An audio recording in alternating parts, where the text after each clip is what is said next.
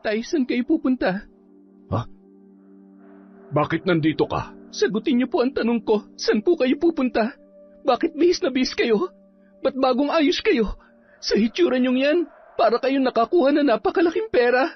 Sabihin niyo nga po sa akin, pera bang laman na malaking bag na yan? Abay, ano bang pakialam mo? Bakit bigla ka na lang susugod dito at magtatanong lang kung ano-ano, ha? Totoo po ba? Totoo bang binenta niyo ako sa isang mayamang lalaki? Totoo bang akong pinambayad niyo para lang hindi nila kunin tong lupa natin? Alam mo, pasalamat ka't binigyan pa kita ng magandang buhay. Kung tutuusin, mas panalo ka pa nga sa akin eh. Dahil makakasama mo na sa isang bubong ang lalaking yon, instant yaman ka na kaagad. Lahat ng meron siya, sa'yo na rin. Ayaw mo pa ba yon? Hindi mo na kailangan magpakapagod sa trabahong minimum lang ang sahod. Pagsilbihan mo lamang siya, para ka nang nasa langit. Tapos magrereklamo ka pa rin, ha? Walang langit, Tay. Hindi ko maaabot ang langit sa ginawa niyo. Dahil kayo mismo naglagay sa akin sa impyernong buhay na to. Taon 1,085, Makabebe, Pampanga. Alas 5:30 pa lamang ng umaga, naglalakad na si Lenny sa kahabaan ng kalsada. Galing siya sa Candelaria at umiikot sa mga karatig barangay para ilako ang panindang kakanin at almusal. Mahigit 10 taon na siyang naglalako, kaya halos kilala na siya ng mga residente sa bawat lugar na kanyang dinaraanan. Madalas siya pa ang hinihintay ng mga ito tuwing umaga, kaya bago pa sumikat ang araw ay nasa kalsada na siya. Pagsapit ng tanghali, kadalasan ubos na ang kanyang paninda. Sa ganoong oras, tumatanggap naman siya ng labada mula sa mga kapitbahay. Minsan, manipedi ang kanyang pinagkakaabalahan. At kapag gabi na, kung papalarin, may mga nagpapatawag din sa kanya para magplantsa. Lahat ng kanyang kinikita ay kanyang itinatabi para sa pang-araw-araw nilang gastusin. At kung may matitira, doon kinukuha ang pambili ng alak kapag inuutusan siya ng kanyang amang lasenggo na si Rodrigo. Nasa Masantol yung tatay mo kaninang umaga, ah. Nakita raw siya ng asawa ko. Nandun siya kina Ekti, nakikipag-inuman. Oo nga po eh. Siguradong mamayang hating gabi pa makakauwi yon. Hindi ka ba natatakot? Baka saktan ka na naman niya. Sanay na po ako. Yun na nga ang masama eh. Dahil mula pagkabata sinasaktan ka na niya, nasanay na ang katawan mo. Hindi ba sobra na yon? Ba't hindi mo pa iwanan yung tatay mo? Kawawa rin naman po kasi si tatay. Kapag may nangyari sa kanya, wala mag-aalaga sa kanya rito. Ang dami na pong may ayaw sa kanya. Ibig mo bang sabihin ay kahit ganun siya, aalagaan mo pa rin? Nako, kung ako sa'yo, iwanan mo na yan. Hihintayin mo pa bang may mangyari sa'yong mas masama? Hindi naman na po niya masyadong ginagawa yun ngayon. Medyo tumatanda na po kasi siya eh. Kaya kapag umuwi siyang lasing, madalas nakakatulog na lang agad. Hindi na po siya nagagalit kagaya ng dati. Kahit na, wala nang ibang ginawa yung tatay mo kundi mag-inom at magsugal. Hanggang sa tumanda na lang siya, puro alkohol na lang ang laman ng utak at katawan niya. Pati tuloy kami nag-aalala na sa'yo. Alam mo, marami akong kakilala sa Apalit at sa Malolos. Pwede kitang ilapit sa kanila kung sakaling gusto mo nang lumaya sa inyo. Salamat na lang po, Aling Marie. Hindi ko po talaga kayang iwan si tatay eh. Ngayon niya ako mas kailangan dahil tumatanda na siya at hindi magtatagal. Siguradong maiisip niya rin na mali ang ginagawa niya. Nararamdaman ko pong malapit na siyang magbago at matauhan. Nako, duda akong magbabago pa yon. Hindi rin lingid sa kaalaman ng mga tao roon na binubugbog siya ng kanyang sariling ama mula pagkabata. Sa kanya raw kasi isinisisi nito ang pagpanaw ng kanyang ina. Namatay yon habang siya ay ipinapanganak. Noon pa man, tutol na ang kanyang ama sa kanyang pagsilang. Ilang beses daw nitong ipinakiusap sa babae ang pagpapalaglag sa kanya dahil hindi pa raw ito handa sa responsibilidad. Pero nagpumilit ang babae Kaya naman bilang kapalit, lumaki siyang kinasusuklaman ng kanyang sariling ama. Nang gabing yun, umuwi na naman si Rodrigo na lasing. Nagulat pa si Lenny nang makita ang kanyang tatay na buhat-buhat ng 2 lalaking kainuman. Wala man lamang pasabi, basta na lang itong iniwan sa harapan ng kanilang bahay. Ni hindi siya binati o tinulungan ng mga yun matapos maipasok sa loob ang matanda. Nasa bungad pa lamang sila ng pintuan, nagsisigaw na agad si Rodrigo. Minumura siya habang pasuray-suray ang lakad. Dahil pawid lamang ang kanilang bahay, umaalingaw-ngaw ang boses nito hanggang sa kalsada. Kaya agad niya itong inalalayan papasok, saka mabilis na isinara ang pinto at mga bintana. Mahigit 1 oras tiniis ni Lenny ang paulit-ulit na pagmumura ng kanyang tatay, kung ano-ano ang ibinibintang nito sa kanya, kahit wala naman siyang ginagawa. Basta mabanggit lamang ang pangalan niya, kasunod na agad ang masasamang salita. Tuloy-tuloy lamang yon na parang sirang plaka, walang preno sa kanyang pagmumura. Sa mga ganitong pagkakataon, hindi na siya naiiyak, hindi na rin siya nalulungkot. Palibhasa mula pagkabata, yun na ang paulit-ulit na eksena nilang mag-ama. At dahil doon, tila naging kalyo na sa kanya ang sakit. Wala na ang takot, wala na rin ang kirot. Ang mas iniintindi niya na lamang ay ang pagtatrabaho, dahil kailangang may laman ang kanilang tiyan kinabukasan. Isang umaga, lumabas ng bahay si Rodrigo para manigarilyo at magpahangin. Wala na si Lenny nung mga oras na yun, dahil siya ay naglalakuna ng mga paninda. Nilapitan si Rodrigo ng isa sa kanyang mga kakilala. Oy pare, wala kaya tang gimmick ngayon ah? Ay, bukas pa. Pupunta ako kina Paring Pisok. Maghahanda sila ron. Ano? Di ba nung nakaraan kagagaling mo lamang kay Paring Ekte? Kay Paring Ekte yun. Iba naman tong si Paring Pisok. Tapos sa susunod na araw, kay Paring Dolfo naman. Ay, putya. Walang pahingay ang atay mo ah. Baka gusto mong bigyan ng day off yan, pare. Nako. Sa hirap ng buhay ngayon, hindi ka pwede mag-day off. Naknang putya naman oo. Iba talaga itong pare ko.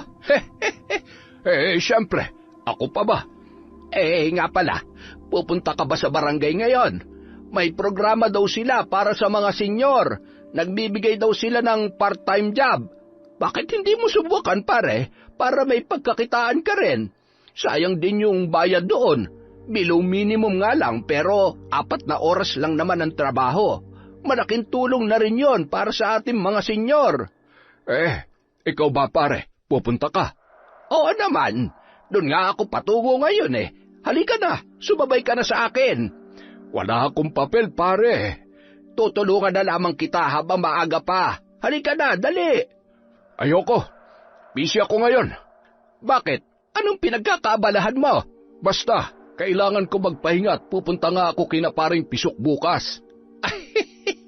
Pare naman, bisyo yun eh. Kailangan natin magtrabaho, maghanap buhay. Ay nako, wala na akong panahon sa ganyan, pare. Matanda na ako. Saka, nandyan naman si Lenny. Siya na ang nagtatrabaho ngayon. Pare, para nga ito sa ating mga senyor. Biruin mo, 4 na oras lang tayo magtatrabaho tapos may sasahurin tayo kada linggo. Ayaw mo yon? Magkakapera ka dito kesa puro bisyo yung inaatupag mo. Ay nako, ayoko pare. Kung gusto mo ikaw na lang, istorbo lang yung iniisip mo eh. Pare, kailan pa naging istorbo ang pagtatrabaho at paghahanap buhay? Ang sa akin laang naman, kaysa uminom ka palagi, bakit hindi mo na lang subukan to para may magawa ka rin bukod sa pag-iinom, para makapagpahinga rin ang atay mo? Ayaw mo yon? Magiging mas masigla pa tayong mga senior dahil makakagalaw pa tayo. Malaking tulong din yon. Hindi lang sa pinansyal, pati na rin sa katawan natin. Kaya nga ako ipapasukin ko ito para kahit papano may libangan din ako, makakapag-exercise pa araw-araw. Kita mo, kahit 65 na ako ay malakas pa rin ang pakiramdam ko. Hindi na ako interesado sa mga ganyan. Retired na ako sa lahat ng paghahanap buhay. Kaya nga hinayaan ko pang mabuhay si Lenny at hindi ko siya tinuluyan noon para siya nang gagawa ng lahat para sa akin. Grabe ka naman sa anak mo, Drigo. Hindi ka man lang ba naaawa sa kanya? Buong buhay niya pinagsilbihan ka na. Bata pa lang siya naghahanap buhay na para sa'yo. Hindi mo na pinagpapahinga yung bata. Hindi man lamang niya naranasang maglaro katulad ng ibang bata dyan dahil pinagtrabaho mo na kaagad. Hindi rin nakapag-aral kaya lumaking hindi marunong magbasa at nahihirapan din magsulat. At ngayong malaki na siya, wala rin siyang ibang magawa kundi ang magtinda, maglako, maglaba at mamalansya dahil yun lang naman ang pinakamadaling gawin dito. Kahit gustuhin man niya magpalit ng ibang trabaho na may mataas na sweldo, hindi niya rin magawa dahil nga wala siyang pinag-aralan. Nahihirapan siya makipagsabayan sa mga kaedad niya ngayon, yung mga nakatapos ng college o high school. Sana naman, bigyan mo rin ng kaunting halaga yung anak mo. Pwede ba? Huwag mo akong pangaralan dito. Kung wala kang sasabihin maganda, umalis ka na lang. Puntahan mo na yung sinasabi mo at magtrabaho ka mag-isa. Grabe ka naman magsalita. Gusto ko lamang naman kayong matulungan. Kung gusto mo, yung anak kong ipasok mo dyan sa trabahong sinasabi mo, wag ako. Siyang bata, siya mas malakas, kaya siyang isama mo sa mga ganyan. Pare, hindi ito pwede sa kanya dahil para lang sa mga senyor. Ito na nga yung pangako ng bago nating mayor, di ba? Ang sabi niya, hindi lang daw siya sa mga bata magbibigay ng oportunidad, pati na rin sa mga matatanda na gusto pang maghanap buhay. Ngayon, kung ayaw mo magtrabaho, meron din silang mga livelihood programs doon na pwede sa atin. Pwede ka rin nilang tulungan magnegosyo kung gusto mo. Ayoko nga sabi, paulit-ulit na tayo. Hindi ako interesado sa lahat ng yan, kaya buti pa umalis ka na. Baka magkaproblema pa tayo dito. Nako, bahala ka nga dyan. Isang araw, pagkatapos maglako ay nagpunta naman si Lenny sa Kaduang Tete. Doon nakatira ang suki niyang si Melissa na laging nagpapalinis ng kuko. Pagkarating niya roon, 5 na agad silang nakapila para sa kanya. Oy, kumusta ka naman? Binubugbog ka pa ba ng tatay mo? Sa kabutihang palad, hindi na po. Nagwawala pa rin siya sa bahay tuwing nalalasing pero hindi na ako sinasaktan. Sana lang po magtuloy-tuloy na. Bakit naman kasi ayaw mo isumbong namin yung tatay mo para maparusahan? Matagal na namin gustong ipakulong yan Ikaw lang tong sinusunod namin dahil palagi mo kaming pinipigilan. Alam niyo naman po ang dahilan kung bakit ayaw ko, hindi ba? Hay nako, dahil naaawa ka sa tatay mo, na pagdating ng panahon wala na mag-aalaga sa kanya. Alam mo, hindi dapat inaalagaan ng mga ganong tao. Naiintindihan ko na magulang mo siya at ayaw mong pagalitan ng sarili mo magulang. Pero sana isipin mo rin ang sarili mo. Ilang beses ka na bang muntik mamatay dahil sa kagagawa ng tatay mong yan? Kaya nga po patuloy ako nagdarasal na sana magtuloy-tuloy ang hindi niya pananakit sa akin kapag nalalasing siya. Hay nako, kapag inulit pa niya ang ginagawa niya sa'yo, lumapit ka na lang sa salamin ni Apong Lusing. Ha? Apong Lusing? Di ba malapit lang kayo dun sa abandonadong Spanish house sa Candelaria? Opo. Hindi mo pa ba alam ang kwento doon? Yung tungkol sa salamin na hindi raw nasisira, na nasa kwarto nung namatay na matanda ron. Alam ko po yon pero hindi po ako masyadong naniniwala sa mga ganong kwento. Panakot lang naman nila yun sa mga bata dati, di ba? Para hindi sila pumasok sa bahay. Ang dami kasing pumapasok dun dati tapos nagnanakaw ng mga antigong gamit. Hay nako, totoo yon. Alam mo bang marami nang natulungan yung salamin ni Apong Lusing? Talaga? Pati po ba kayo naniniwala din doon? Aba, bakit hindi? May kakilala ko dati na napatunayang totoo ang kwento tungkol sa salamin. Teka, anong salamin yan, ha? Yung misteryosong salamin dun sa kwarto ni Apong Lusing. Nandun yun sa haunted house sa Candelaria. Yung Hacienda Luisita. Ayon kasi sa mga kwento, mula na mamatay yung matanda, naglaho raw ang katawan niya at wala nang nakakaalam kung saan napunta. Kaya nga naiwan na yung bahay na yon at naging abandonado. At magmula rin noon, bigla na lang may nagpaparamdam doon sa salamin na yon. Kapag may nagtatangkang pumasok doon at magnakaw, may nakikita raw silang nakakatakot na matanda. Eh di si Apong Lusing na yon na nagmumulto, di ba? Saka nung nabubuhay pa yon, ang balita mambabarang siya. Kaya hindi na ako nagtataka kung bakit ang daming kababalaghan sa bahay na yon. Eh ano naman yung sinasabi mong maraming natulungan? Eh kasi nga, bukod sa pagpaparamdam ng kaluluwa ni Apong Lusing doon, may nadiskubre din yung ibang tao na sinusubukang pag-aralan yung salamin at yung kasaysayan ng Hacienda Luisita. Nalaman nila na kapag kinausap mo raw yung salamin at sinabi mo sa kanya ang problema mo sa mga kaaway mo, tutulungan kanyang makaganti. Ano? Totoo ba yan? Hay nako, sinabi ko na nga sa inyo na may kakilala ko na napatunayang totoo yon, di ba? May kamag-anak kasi kami na taga Nueva Ecija. Itong kamag-anak kong ito, inagawan daw sila ng lupa nung walang hiya nila mga kamag-anak. Kaya ayon, nagpunta ron at nagbaka sakali sa salamin. Nanghingi sila ng tulong. Sinabi niya raw sa salamin yung pangalan ng mga kamag-anak nila na nagpapahirap sa kanila. At alam mo ba nangyari? Wala pang isang linggo, sunod-sunod na nagkasakit yung mga kamag-anak niyang yon. Ang bilis ng karma, di ba? At dahil yon sa parusa sa kanila ng salamin. Naku, parang ang hirap naman paniwalaan yan. Bakit naman niya tutulungan yung isang tao na hindi naman niya kilala? Tapos mambabarang pa pala? Eh di nananakit yun. Dapat wala yung pinipili kung sinong sasaktan niya.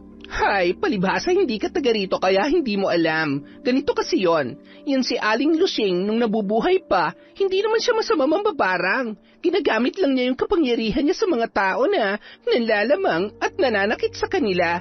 Yung mga laging inaapi ang madalas niyang tinutulungan. Marunong din siyang magpagaling ng sakit, ha? Tapos, bukod doon, ang binabarang lang din ni Apong Lusing ay yung mga nagkakasala lang din sa kanya ng matindi. Kung makikita mo nga yung litrato niya, hindi siya mukhang mambabarang sa sobrang amo ng muka. Mayaman din siya. Sarili niyang bahay yon. Hindi siya katulad ng iniisip niyo sa ibang mambabarang na nakatago sa mga baryo-baryo at ilag sa mga tao. Yung bahay niya bukas sa lahat para madali siyang lapitan ng mga nangangailangan. Ano ba naman kayo, Aling Melissa? Huwag niyo nang takutin si ate. Alam niyo nang hindi siya taga rito tapos tatakutin niyo pa? Baka hindi na bumalik dito yan para magbakasyon. Nako, sinasabi ko lang para alam din ng marami na hindi dapat katakutan ng bahay ni Apong Lusing. Sa sobrang dami kasing kumakalat na balita ngayon, kung ano-ano na lang ang pinakakalat ng iba para lang maging katakot-takot sa pandinig ng marami tungkol doon. Hindi nila alam kung gaano kabait si Apong Lusing sa mga inapi noong kapanahunan niya. Kahit na po, ang mga bagay na wala na dito sa mundo, hindi na masyadong pinag-uusapan. Hay nako, ikaw kailan ka ba lalapit doon? Para maparusahan na rin yung tatay mong adik at lasenggo. Sinabi ko na po, hindi na po yun kailangan. Wala sa diksyonaryo ko ang gumanti sa kapwa, lalo na sa sarili kong kadugo. Hay nako, isa pa to eh. Kaya ka naaabuso at nabubugbog eh. Hindi ka kasi marunong lumaban. Pasalamat ka't mabait kang bata at mahusay pang magmanicure, kaya gustong-gusto kita. Nako, salamat naman po. 6:30 ng hapon, pauwi na si Lenny. Marami siyang sideline na tinapos ng araw na yon, kaya ramdam na niya ang matinding pagod. Pero hindi pa rin siya pwedeng magpahinga. Kailangan niya pang magsaing at maghanda ng ulam para sa kanyang ama. May mga pagkakataong kahit hating gabi na yung umuwi mula sa inuman, naghahanap pa rin yon ng makakain sa hapagkainan. Baliwala na sa dalaga ang pagod. Ang mahalaga, malaki-laki ang kinita niya ng araw na yon. May pangkain na sila para sa susunod na linggo. Ngunit napahinto siya sa paglalakad nang mapadaan sa tapat ng Hacienda Luisita. Ilang metro lang mula sa kanila. Wala sa loob na napatingin siya sa lumang bahay. Sa pinakataas na bintana may nakita siyang nakasilip. Isang matandang babae. Nakaputi, maputla ang balat, gusot ang buhok at nangingitim ang paligid ng labi at mga mata. Walang buhay ang ekspresyon nito habang nakatingin sa kanya. Ilang minuto silang nagtitigan. Pakiramdam niya ay parang naging mabigat ang buong paligid. Pinipilit ng dalaga na unawain ang kanyang nakikita.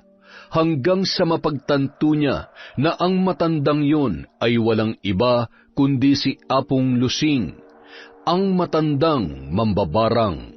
ang sinasabing dating may-ari ng lumang bahay na yun. Hindi niya man yun naabutang buhay, pamilyar sa kanya ang muka nito. Madalas niya na yung makita noon sa mga lumang litrato ng mga taong nakakakilala sa kanya. At ngayon, hindi makapaniwala ang dalaga na kaharap niya na ang naturang matanda. Mula sa di kalayuan, ramdam niya na ang panlalamig ng hangin. Nanigas ang kanyang batok. Nagsitayuan ang lahat ng kanyang mga balahibo sa katawan. At habang tumatagal ang kanyang pakikipagtitigan, mas lalong lumalakas ang pagkabog ng kanyang dibdib. Ilang sandali pa, nang bibigay na ang katawan niya sa takot, ay nagulat siya dahil sa kanyang narinig. Naputol ang malalim niyang pagtitig sa matanda. Uy, Lenny, buti na lang naabutan kita. Bakit po, Mang Jerry? Yung tatay mo, nakikipag-away sa plaza. May dalang kutsilyo. Ano po? Kaaway niya si Pisok. Yung tatay mo may sugat na. Nako, di ba sila po ang magkainuman? Bakit po sila nag-aaway? Yun nga rin ang pinagtataka ko eh. Halika na, dali. Awatin na natin. Ang dami ng tao ron. Diyos ko naman, ano na naman tong gulong pinasok ni tatay? Pagdating sa plaza, nakipagsiksikan sila sa kumpul ng mga tao. Sa kanya nakita ang kanyang ama na basa ng dugo. May mga hiwa sa katawan pero patuloy pa rin sa pakikipaglaban gamit ang kutsilyo. Sa harap nito, nandoon si Pisok. May hawak rin na mas malaking patalim at mas bihasa sa mga galawan. May ilang sumusubok umawat pero agad din na umaatras sa takot na tamaan. Wala nang inaksayang panahon si Lenny. Siya na mismo ang sumugod para pigilan ang ama. Pero dahil sa ginawa niya, siya pa ang tinamaan. Nahiwa ang kanyang kamay, braso at gilid ng muka. Sa kabila ng sakit, hindi tumigil ang dalaga. Pilit siyang pumapagitna sa dalawa at itinaas ang mga palad sa pagitan nila. Tama na po, pakiusap lang. Itay, tama na. Ang dami niyo ng sugat. Mang Pisok, tama na rin po.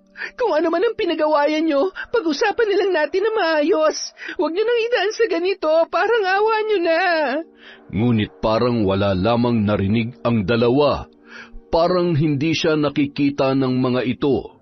Patuloy lang sa sigawan at parehong matalim ang titig sa isa't isa. Walang hiya ka? Wala kang utang na loob? Tinulungan kita, pinautang kita, binibigyan kita ng pang-inom mo at bigas kapag walang-wala ka.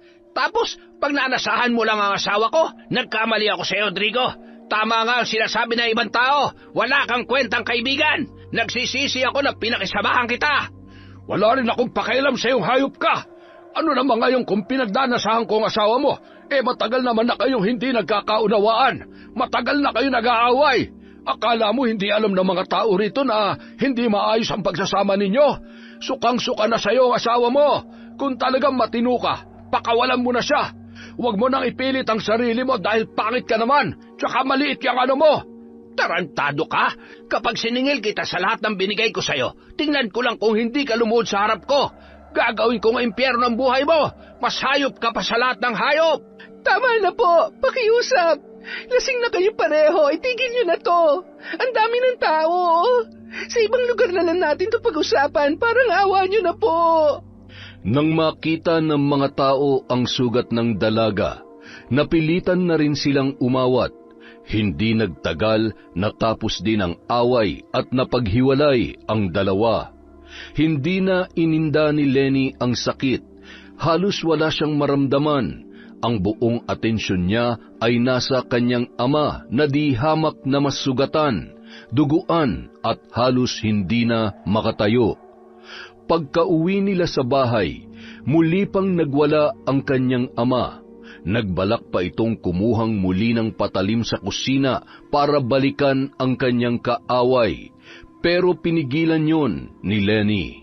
Tatay, tama na. Pakiusap, huwag ka nang lumabas. Manahimik na lang po kayo rito sa bahay. Hayaan nyo na yung kaaway nyo. Lalo lang lalaki ang gulo kapag binalikan nyo pa si Mang Pisok. Hayop na lalaking yon. Babalikan ko talaga siya. Hindi pa ako tapos sa kanya. Tay, tama na sabi. Parang awa niyo na, huwag na kayong lumabas. Pwede ba wag mo nga akong pakialaman?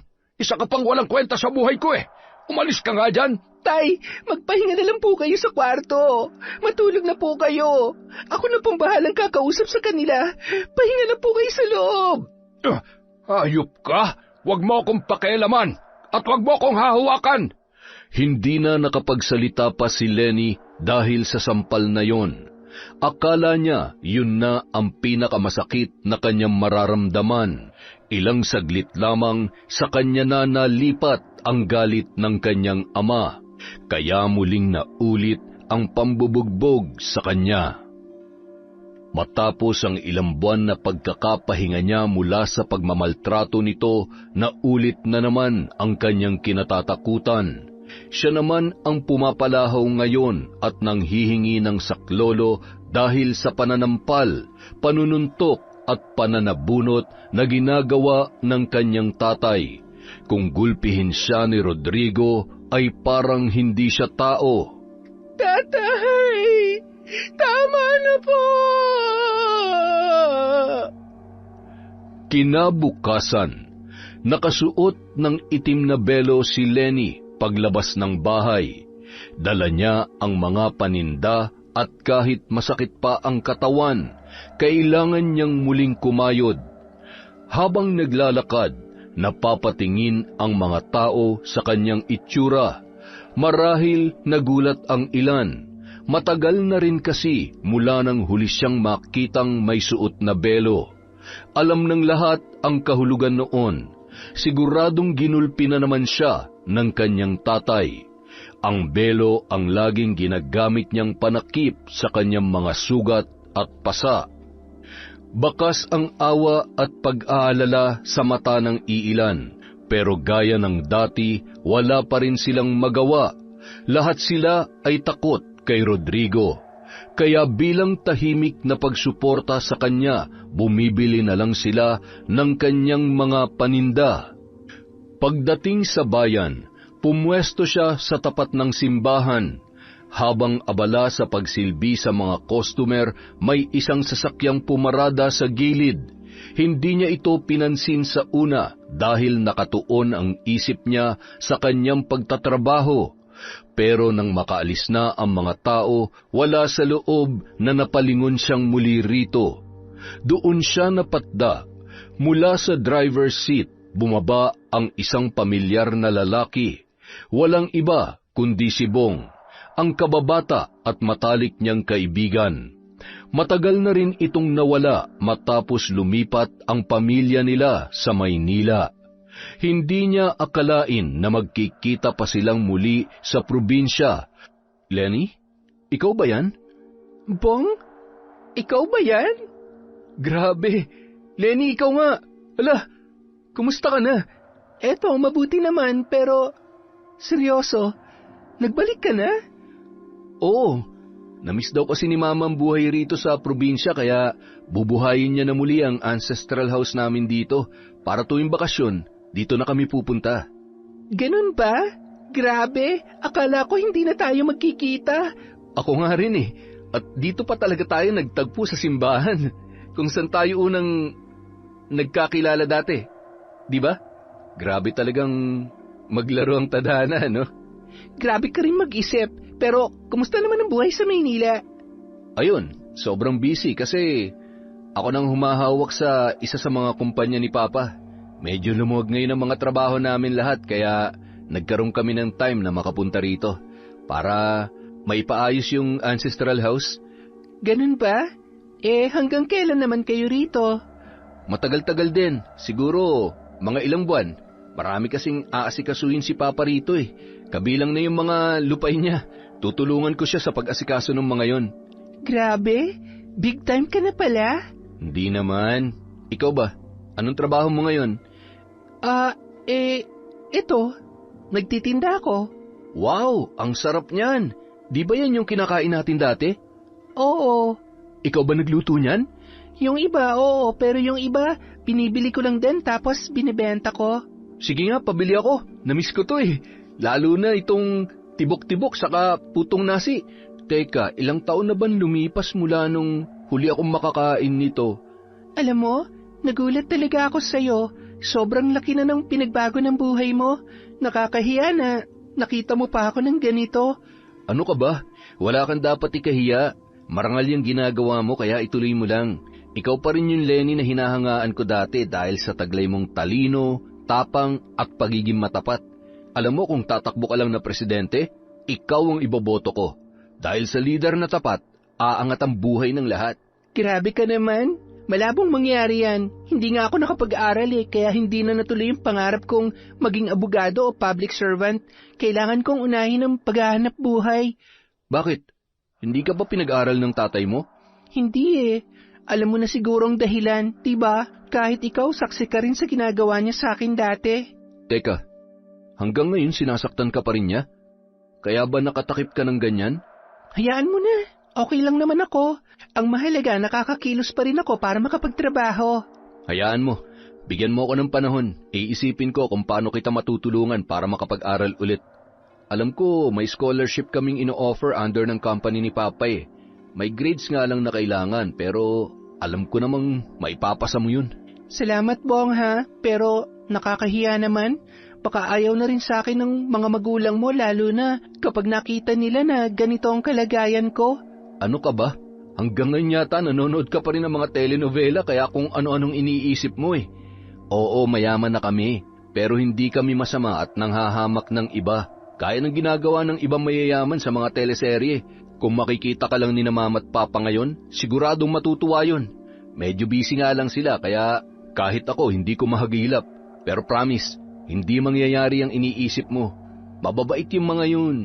Kung sabagay, kahit nung mga bata pa tayo, sila pa mismo nagpapapasok sa akin sa bahay nyo kahit marumi yung mga paa ko. Tapos, nung nakabasag pa ako ng mamahaling baso, umiyak ako kasi akala ko mapapagalitan nila ako. Pero kinausap ako ng mama mo hanggang sa tumahan na ako. Nakakatuwa namang marinig na hindi sila nagbago. Hanggang ngayon mabait pa rin sila. Kaya kung ano man ang pinagdadaanan mo ngayon, huwag kang mahihiya magsabi sa akin dahil tutulungan kita. Kung gusto mo mag-aral, sabihin mo lang. Maraming alam si Papa na pwede kang ipasok. Salamat, Bong, kaso mas kailangan ko muna talagang unahin tong pagtitinda ko. Dito lang kasi ako kumukuha ng pang-araw-araw namin. Ganun ba? Kung trabaho palang hanap mo, sige, ako na rin ang bahala dyan. Sasabihin ko kay Papa, tapos sasabihan na lang kita. Maraming negosyong hawak yon kaya sigurado isa sa mga yon pwede ka niya maipasok. Salamat talaga. Hindi na naman ako makahinga sa sobrang saya. Huwag ka nang mahiya. Pero tungkol pala sa tatay mo, kung hanggang ngayon sinasaktan ka pa rin niya, hindi ba dapat may gawin na tayong aksyon dyan? Hindi pwede na palampasin na lang lagi ang ginagawa niya. Alam mo, ayoko na muna sanang gumawa ng kahit anong aksyon tungkol kay tatay. Ayokong lalo siya magalit sa akin. Nagbabaka sakali pa rin ako na balang araw lalambot din ang puso niya kapag sinunod ko na lang ang lahat ng gusto niya. Ano ka ba? Huwag kang umasa na magiging mabait pa siya kung hahayaan mo lang siyang saktan ka. Lalo lang masasana yun. Alam ko mapagmahal ka sa magulang dahil ang isa sa mga pangarap mo ay maranasang mahalin ka ng tatay mo, di ba? Pero base sa sitwasyon mo ngayon, mukhang malabo pa mangyari yun. Kaya sana, hayaan mong tulungan din kita sa problema mo sa tatay mo. Pero ano naman ang gagawin natin sa kanya? Alam mo kasi, kapag may ibang trabaho ka na, baka lalo ka lang niyang abusuhin. Baka kung saan-saan lang niya dalhin ang perang iuuwi mo tapos ikaw tong mawawalan. Paano ka makakapag-ipon para sa future mo? Kahit hindi pa nangyayari, alam kong ganun ang gagawin ng tatay mo. Kaya para maiwasan, kailangan mailayo muna natin siya sa'yo o ikaw ang makalayo sa kanya. Ha? Anong ibig mong sabihin? Kapag kasi nahanapan ka na ng bagong trabaho ni Papa, kakailanganin mong bumiyahe at lumipat dun sa lugar kung saang branch ka malalagay. Mapapalayo ka sa Papa mo pero mas giginhawa naman ang buhay mo. Dahil bukod sa kikita ka na ng malaki, makakawala ka na rin sa pagmamalupit niya. Ayaw mo ba nun? Kung yun ang makakatulong para mabigyan ko ng magandang buhay si tatay, okay lang din sa akin. Naniniwala ako na kapag marami na rin akong pera, mas maraming paraan na ako magagawa para matulungan siya magbago. O sige, magkita ulit tayo bukas. Eto nga palang number ko. Yung sa'yo ba? Sorry Bong, pero wala akong cellphone eh. Alam mo naman. Sige, ayos lang. Hindi bale. Dito na lang ulit tayo magkita sa simbahan, kung okay lang sa'yo. Oo naman, lagi naman akong dumadaan dito eh, dahil may mga suki rin ako dito.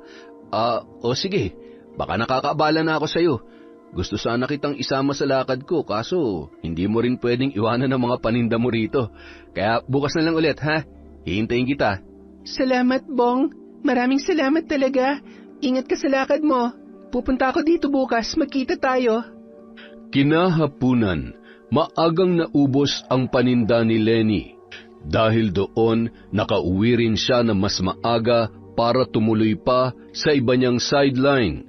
Isa na rito ang pamamalansya sa bahay ni Aling Ledesma.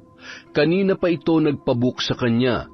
Alam nito na marami ring umaagaw sa kanyang serbisyo at dahil medyo malayo ang bahay nito, hindi madaling puntahan kaya kailangan niyang paglaanan ng oras. Grabe? Talaga ba? Nakabalik na pala si Bong. Ay, akala ko pa naman big time na ang mga yon. Nako, mayaman na po talaga sila. May sasakyan nga po kahapon nung makita ko eh. Pero bakit kaya naisipan pa nilang pumunta rito? Sa laki ng Maynila, ang daming lugar doon na pwede nilang patayuan ng bahay. Hindi lang bahay ha, kundi mansyon. Siyempre, iba pa rin po ang buhay at katahimikan dito sa probinsya. Saka lahat ng mayayaman, hindi lang naman iisang bahay. Kadalasan meron din po silang lupain. Mahirap lang ang lugar natin, pero kung mayaman ka at bakasyon lang ang hanap mo, hindi hamak na mas tahimik at mas maganda rito kaysa po sa Maynila, hindi ba? Kung sa bagay, tama ka naman dyan. Pero teka, Lenny, asan na palang tatay mo? Balita ko nag-away sila ng kaibigan niyang si Pisok. Oo nga po eh. Ewan ko ba kung bakit bigla sila nag-away?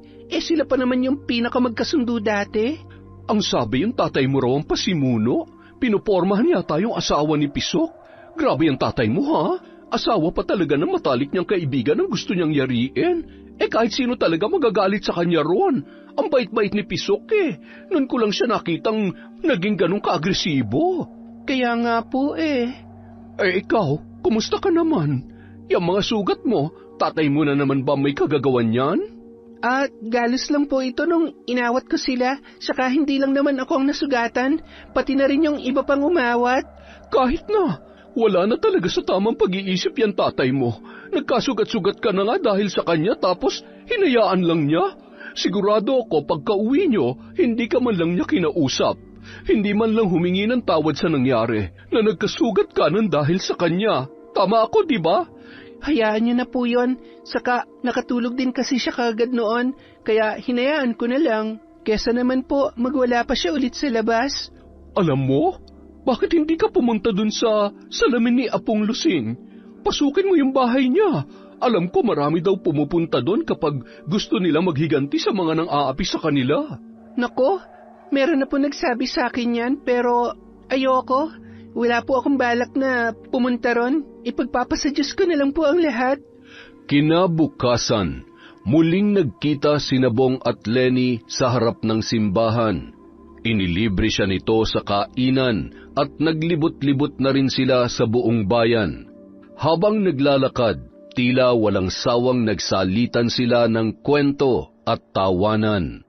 Inabot na sila ng dilim, hindi pa rin sila nauubusan ng pinag-uusapan. Siya nga pala, Lenny, nakausap ko na si Papa. Sa factory sa San Fernando, may isa raw bakante. Hindi naman ganun kahirap ang trabaho, kaya pwede ka ron. May 1 buwan na training, pero may bayad din yon. Talaga? Mukhang maganda nga yan. Kaso, ang layo pa. San Fernando? Ano naman, total hindi naman kayo magkasundo ng tatay mo, kaya sigurado ko, kahit san ka pa mapunta, walang pakialam yun. Sa tingin ko, tama na tong pagkakataon para sa'yo. Sino mag-aalaga kay tatay kapag nalalasing siya? Nung nakaraan nga, napaaway pa siya at muntik na masaksak. Kung wala ako ron, sigurado napahamak na siya. Huwag mo na kasing pangunahan ng swerte. Saka isipin mo rin ang sarili mo. Huwag mong pinag-iisip yung tatay mo. Kung talagang mahal mo siya at gusto mo mabigyan ng magandang buhay, tanggapin mo na tong trabahong to. Dahil mas marami kang magagawa kapag marami ka ng pera. Ikaw na rin ang nagsabi nun, di ba? Oo nga pala, kung sabagay tama ka, sa palagay ko rin, mas malakas ang tsansang magbago ang tingin sa akin ni tatay kapag nakita niyang asensado na ako. Doon ko rin siya mabibigyan ng mas magandang buhay. Salamat, Bong, ha? Ano palang sabi ng papa mo sa akin? Siyempre, natuwa siya. Masaya siya para sa akin dahil nagkita na raw tayo ulit. Alam din naman nila kung gaano tayo ka-close nung mga bata pa tayo. Buti naman kung ganon. Sige, Bong, sabihin mo na lang sa akin kung kailan ako pwedeng pumunta doon para maihanda ko ng pamasahe ko, pati na rin kung anong isusuot ko para makabili o makahiram ako. Sigurado ka na? Handa ka nang iwan ng tatay mo? Hindi na ba magbabago ang isip mo? Oo, hindi na. Desidido na talaga akong mabago ang buhay namin, kaya sa ganitong paraan ko sisimulan. Ayos yan. Mabuti naman at naliwanagan ka na rin na hindi mo kailangan magpakaalipin sa tatay mo. Ilang araw pa ang lumipas bago naglakas loob si Lenny na kausapin ang kanyang ama. Naabutan niya ito sa mesa, tahimik na kumakain ng tanghalian. Habang hindi pa yon umaalis, sinamantala niya na ang pagkakataon. Tay, magpapaalam lang po ako. Simula sa Lunes, magkakaroon na po ako ng bagong trabaho. Medyo malayo po, sa San Fernando. Ano naman ngayon? Kapag kasi nagsimula na po ako ron, lagi na po akong wala rito sa bahay, mula umaga hanggang hapon. At dahil sa layo ng biyahe, baka lagi na rin po akong gabihin ng uwi. Pero tinanggap ko na rin po yung oportunidad dahil mas malaki ang makukuha ko rito kesa sa pagtitinda ko. Oras na sumweldo na po ako at mas marami na tayong magiging pagkain dito, may papaayos ko na rin yung ibang mga butas sa bahay at mas marami na rin po ako may bibigay sa inyo. Wala akong pakialam kahit saan lupalop ka pa magpunta. Basta kung ano man ang kikitain mo dyan, dapat hatian mo ko. Dapat mas malaki ang sakin. Maliwanag? Opo, kaya ko nga po gagawin to para din sa inyo, Tay. Kaya sana po, habang wala ako rito, sana wag na kayong makikipag-away ulit ha. Yun lang naman po ang inaalala ko. Sana... Wala kang karapatang pakialaman ang buhay ko. Wala kang pakialam sa mga ginagawa ko. Sarili mong buhay ang pakialaman mo. Magtrabaho ka, bigyan mo ako ng pera. Yun lang. Kahit kailan hindi naman kita pinakailaman ha. Pasensya na po, Tay. Pero maglalakas loob na rin po akong sabihin to. Darating pa po ba ang panahon na matatanggap niyo ako? Kahit ilang daang beses ka pa isilang sa mundong ito, hindi kita matatanggap. Kaya huwag kang umasa na magkakaroon ka pa ng tatay. Hindi kita anak. Kahit galing ka pa sa tiyan ng nanay mo, hindi kita itinuring kailanman na anak. Pero dahil mahal ko ang asawa ko, hinayaan ko na lumaki ka. Pero hindi nangangahulugan na mahal kita bilang anak. Kaya lang naman kita hinayaan mabuhay para pagsilbihan mo ako rito. Naintindihan mo? Opo, Tay. Pasensya na po kayo. Sige po, kumain na po kayo. Yumuko si Lenny, pinilit ang sarili na huwag bumigay sa harap ng kanyang ama. Dahan-dahan siyang tumalikod at pumasok sa kanyang silid. Pagkasara ng pinto, doon na siya tuluyang bumigay, bumagsak sa sahig, yakap ang sariling dibdib habang tuloy-tuloy ang pag-iyak. Hindi niya kinaya ang bawat salitang pinakawalan ng kanyang ama. Paulit-ulit yung umaalingaw-ngaw sa kanyang isipan. Para siyang nilalatigo ng mga salitang binitawan noon. Araw ng Lunes, 11:30 ng umaga. Payapa ang lahat sa Barangay Candelaria. Unang araw ng trabaho ni Lenny, kasalukuyan siyang sumasailalim sa training, habang si Rodrigo nasa bahay lang, naghihintay ng magyayayang kainuman. Mula nung araw na mag-away sila ni Pisok, wala nang gaanong nag-iimbita sa kanya, pati sa mga sugalan ay wala na ring nagyayaya kay Rodrigo. Dati-rati, hindi siya nauubusan ng schedule, pero ngayon ilang araw nang walang lumalapit sa kanya para magyayang uminom o magsugal. hindi tuloy niya maiwasang manibago at pakiramdam din niya ay manghihina siya kapag hindi nakainom ng alkohol. Ngunit ang kapayapaang yun sa lugar ay nagambala nang dumating ang isang puting sasakyan.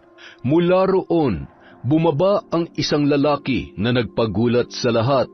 Matangkad ito, makapal ang bigote, may suot na sombrero at may hawak na baston. Uy, si William yun, di ba? Si William Fernandez?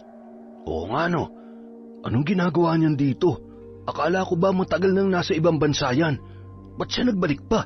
Ay naku po, Diyos ko. Delikado to. Mukhang gulo na naman to. Marami ang nag-atrasan nang magsimulang maglakad si William, kasama ang 5 sa mga assistant nito na pawang mga nakaitim na uniforme. Hindi nila alintana ang sikat ng araw. Patuloy silang naglakad sa gitna ng daan habang patuloy na nag-aatrasan at nagbubulungan ang mga tao sa paligid. Pati ang ilang wheeler na nakakita sa kanila ay napaatras din nang wala sa oras. Maya-maya pa, nakarating si William sa harap ng bahay ni na Rodrigo. Nagkataong nasa labas ang matanda at nagpapahangin, kaya agad silang nagkita. Mabilis nag-iba ang timpla ng anyo nilang dalawa matapos magkaharap. Inayos naman ni Rodrigo ang tindig nang siya ay lapitan ni William. William Fernandez, ikaw ba yan? Nag-iisa lamang ako sa mundo, Rodrigo. Hindi ka na dapat nagtaka. Alam ko, talagang nag-iisa ka lang sa mundong ito. Kaya nga ang daming takot sa iyo rito hindi ba? Mabuti naman at alam mo. Kumusta ka na? Base sa itsura ng bahay mo, pati sa forma mo halatang wala ka pa ring asenso. Sino ba nagbigay ng permiso sa iyo para pakialaman ang buhay ko, ha?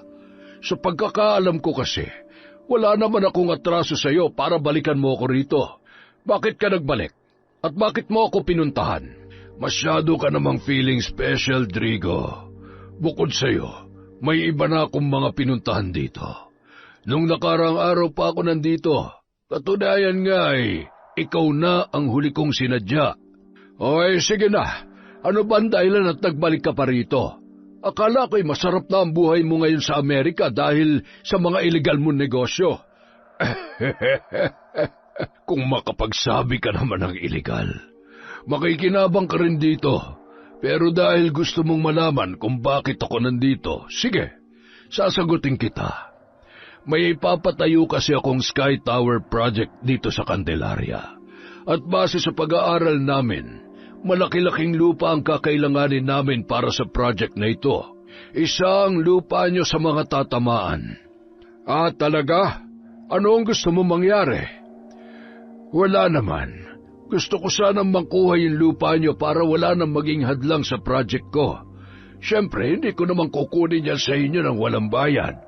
Kaya nga sabi ko sa iyo, huwag mo masyadong nilalait ang mga illegal kong negosyo dahil isa ka rin sa makikinabang dito.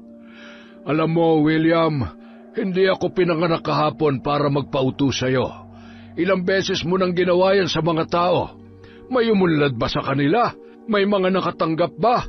Kaya huwag mo na akong subukang silawin sa iaalok mo dahil wala naman yang katotohanan. Ibig mo bang sabihin, hindi mo ibebenta sa akin ang lupa mo, Drigo? Dito ko ipinanganak at lumaki. Hindi ko iiwan ang sarili kong lugar para lang sa mga katulad mo. Kung gusto mo, maghanap ka na lang ng ibang lugar na patatayuan ang proyekto mong yan. Bakit ka pa nagbalik dito para mangagaw ng lupa? Siguradong gusto mo lang ipagyabang ang kabuhayan mo ngayon. Gusto mong ipakita sa mga tao kung gaano ka makapangyarihan dahil nung bata ka, binubugbog ka lamang ng mga tao rito. Tama ako, hindi ba? Ay, ano ba naman yan, Drigo? Nag-aalok lamang ako na maayos dito. Bakit naman napunta na sa ungkatan ng nakaraan ang usapan? Kung ayaw mo, di wag. Hindi naman kita pipilitin. Pero alam mo naman siguro ang kapalit kapag hindi ko nakuha ang gusto ko. Hindi ba? Sige, William. Kung hindi ko ibebenta sa iyo ang lupa ko, ano ang sinasabi mong kapalit na yan? Simple lang naman. Hindi ba may anak ang dalaga? Nasaan siya ngayon, ha? Wala siya rito. Nasa trabaho. Trabaho? Ang swerte mo naman sa anak mo. Kahit pinagmamalupitan mo siya, hindi pa rin pala umaalis sa poder mo. Akala ko naman ay matagal na siyang naglayas o matagal nang namatay. Hay nako, wala nang pupuntahan ang usapang ito. Kunin mo na ang lahat sa akin. Huwag lamang ang lupa at bahay ko. Ah, ganon? Kunin ko lahat sa'yo? Anong ulit ang pangalan ng anak mo? Lena ba? Lenny. Gusto mo si Lenny? Sige, ibibigay ko siya sa'yo. Total, wala naman akong pakialam sa babaeng yun eh. Iyong-iyo na siya. Matagal ko na rin naman siyang gustong mawala sa buhay ko. Ah, ganun ba? Kung yan ang gusto mo madali naman akong kausap. Sigurado ko na hindi ka magsisisi, Drigo. Ay, nako. Alam mo na hindi tatalab sa akin ang kahit anong paninindak mo, William. Dahil minsan na kitang natalo sa suntukan ng mga binata pa tayo. Wala kang laban sa akin eh. Kaya kahit gaano ka pakayaman ngayon, walang magagawa yan kapag binali ko ang mga buto mo. Pero pagdating sa anak ko, wala kang magiging problema sa akin dahil kahit anong oras, handa ako na ibenta siya kahit kanino. Pero sinasabi ko sa'yo, hindi mura si Lenny, ha? Walang problema. Kung gusto mo, sweldohan pa kita buwan-buwan eh.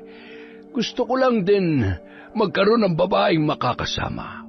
Nakakalungkot din kasi kapag puro pera na lamang ang nahahawakan ko.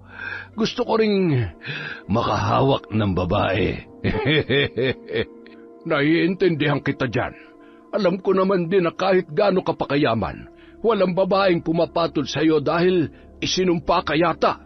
Pero huwag ka mag-alala. Sasabihin ko sa iyo ang schedule ng anak ko sa trabaho niya. Pagkatapos, kayo na ang bahala kung paano niyo siya kukunin. Pero siguraduhin mo lang na maibibigay mo sa akin ang halagang kailangan ko. Sige, tsaka na natin pag-usapan ng lupa. Magkano bang gusto mo? Gaya ng ipinangako ko sa iyo, ibibigay ko ang halagang gusto mo kapalit ng anak mo. Tapos meron ka pang buwan-buwan na makukuha sa akin bilang benepisyo. Basta, wala nang bawian ha. Oras na mapasaki na si Lenny, hindi mo na siya pwedeng bawiin. Kahit na bayaran mo pa ako para tanggapin siyang muli sa buhay ko, hindi ako papayag. Kaya iyong-iyo na siya. Isaksak mo sa baga mo hanggang sa labasan ka. Ayos. Dahil nagkakasundo na tayo, pupunta na ako sa iba ko pang kliyente. Sige, gagawa lang ako ng adjustment sa Sky Tower project dahil mukhang hindi ko na yun maipapatayo rito. Buti na lang at naalala ko kung gaano kaganda ang anak mo kaya makakalusot ka sa akin ngayon. Ay, kapag naaalala ko talaga ang batang yon, napakaganda niya. Pagkatapos umalis ni na William kasama ang kanyang mga tauhan, doon lang lumuwag ang dibdib ni Rodrigo. Aminado siya na kahit natalo niya na yun dati sa suntukan, may takot pa rin siyang nararamdaman sa pwede nitong gawin sa kanya.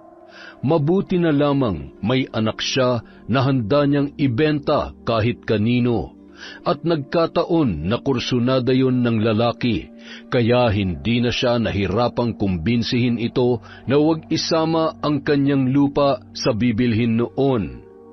Sa mga sumunod na araw, muli silang nagkita ni William at personal nitong iniabot sa kanya ang halagang hinihingi niya kapalit ng kanyang anak.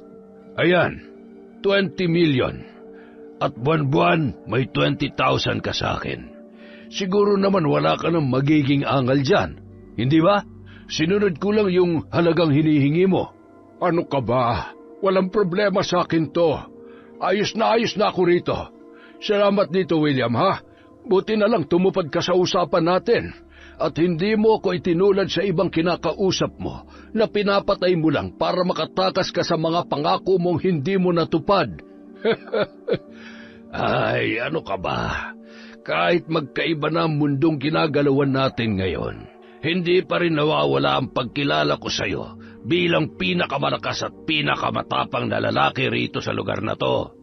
Kahit nga yung mga dating gang ay takot na takot sa iyo, di ba? Pero, teka, ito na ba yung anak mo ngayon? Yang nasa picture? Oh, siya yan. Maganda, di ba? Artistahin. Birhen pa yan, kaya siguradong tiba-tiba ka dyan. Kuhang-kuha niya talaga ang lahat ng gusto ko sa panlabas na anyo ng isang babae. Hindi na ako makapaghintay na maangkin siya, Rodrigo. O sige, mula ngayon sa'yo na siya. Nakasulat dito ang schedule niya sa trabaho, pati ang pangalan ng kumpanyang pinapasukan niya ngayon sa San Fernando. Lahat yan nabanggit niya sa akin at natandaan ko lang. Kayo nang bahala kung paano niyo siya kukunin. Basta simula ngayong araw, ayoko nang makita pa siya rito.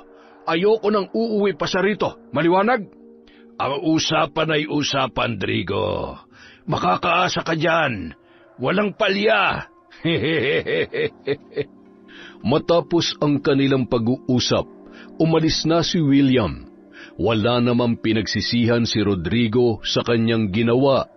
Lalo pa siyang natuwa at parang maglalaway sa gutom habang pinagmamasdan ang malulutong na perang nakalagay sa isang magandang bag. Sa sobrang dami noon, hindi niya na alam kung ano ang unang bibilhin para sa kanyang sarili. Pagsapit ng gabi, kasalukuyang naglalakad si Lenny patungo sa sakayan ng mga jeep nang bigla siyang harangan ng isang puting van. Pagbukas ng pinto, agad nagsitakbuhan ang 5 kalalakihan patungo sa kanya. Nakatakbo pa siya pero hindi rin nagtagal ay nahuli siya ng mga yon.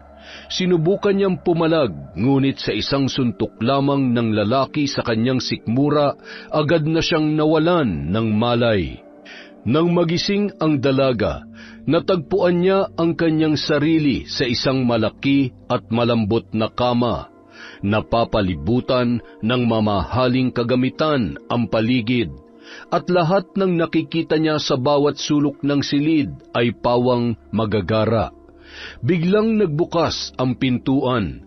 Tumambad sa kanya ang isang matangkad na lalaking nakahubad.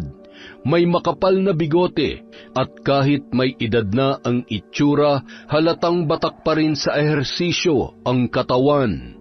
Gising ka na pala, Lenny. Sino ka? Anong ginagawa ko rito? Nandito ka sa bahay ko. Huwag ka matakot.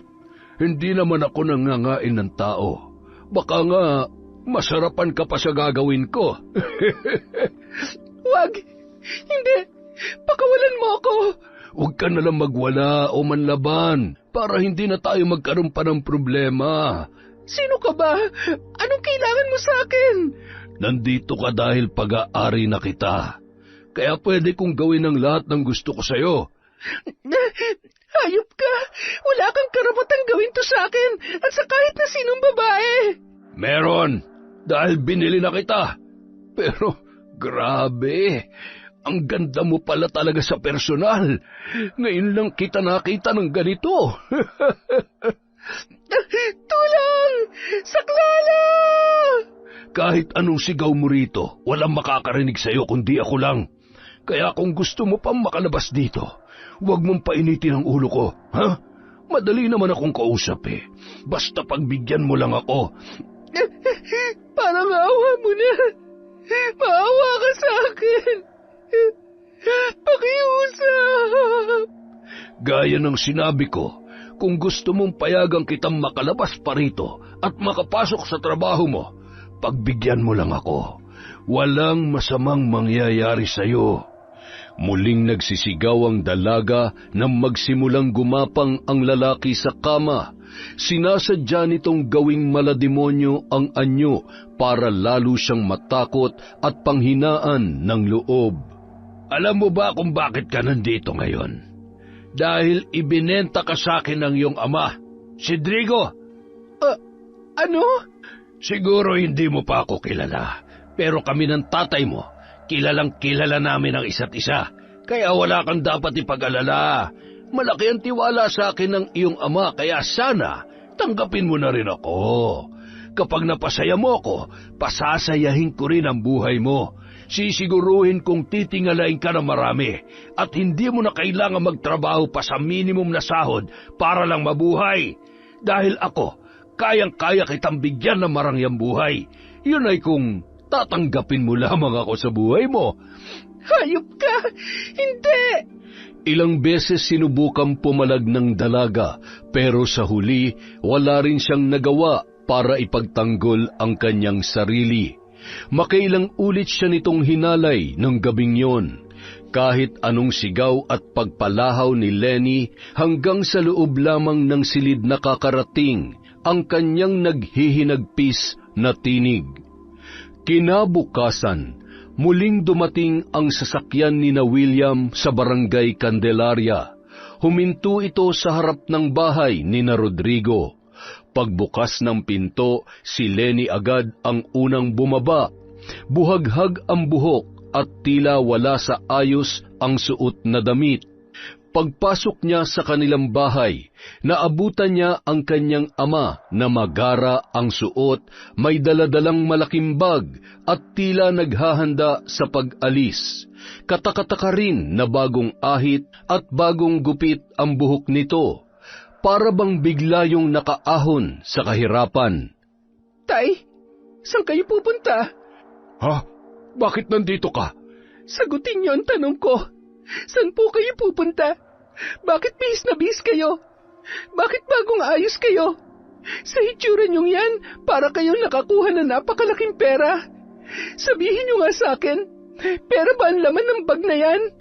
Abay, ano bang pakialam mo? Ba't bigla ka na lang susugod dito at kung ano-ano pang pinagsasasabi mo sa akin? Totoo po ba? Totoo bang binenta niyo ako sa isang mayamang lalaki? Totoo ba na akong pinambayad niyo para lang hindi nila kunin tong lupa natin? Alam mo, pasalamat ka nga at binigyan pa kita ng magandang buhay. Kung tutuusin, mas panalo ka pa nga sa akin eh. Dahil makakasama mo sa iisang bubong ang lalaking yon. Instant yaman ka na agad. Lahat na meron siya, sa'yo na rin. Ayaw mo ba yon? Hindi mo na kailangan magpakapagod sa trabahong minimum lang ang sahod. Pagsilbihan mo lamang siya, abot mo na ang langit. Bakit nagrereklamo ka pa? Ha? Walang langit, Tay. Hindi ko na yun maaabot dahil sa ginawa niyo.